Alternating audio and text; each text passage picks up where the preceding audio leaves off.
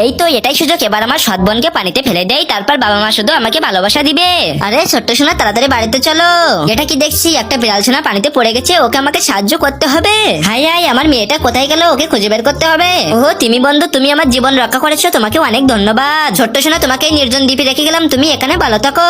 এই নির্জন দ্বীপে আমাকে একটা মাস কাটিয়ে দিতে হবে, এজন্য আমি ফলমূল খেয়ে নেই। এই নির্জন দ্বীপে আমাকে সংগ্রাম করে টিকে থাকতে হবে। আমি কাঠ দিয়ে আগুন জ্বালিয়েছি, এবার মাছটাকে ফ্রাই করে খেয়ে ফেলি। বন্ধু এই নাও, তুমিও একটু খাও। বন্ধু অনেক রাত হয়ে গেছে, চলো আমরা দুজন ঘুমিয়ে পড়ি। কিন্তু তার আগে, তুমি টাকাকে বেশি ভালোবাসো নাকি তোমার বাবাকে বেশি ভালোবাসো? যারা বাবাকে ভালোবাসো তারা ভিডিওটিকে একটি লাইক দিয়ে ফলো করে দাও, আর কমেন্টে বাবা নামটি লিখে যাও। আমি হলাম সংগ্রামী বিড়াল, আমাকে তাড়াতাড়ি হার মেনে নিলে চলবে না। বাস দিয়ে আমি একটা নৌকা বানিয়েছি, এই নৌকাটা চড়ে আমি বাড়ি চলে যাবো।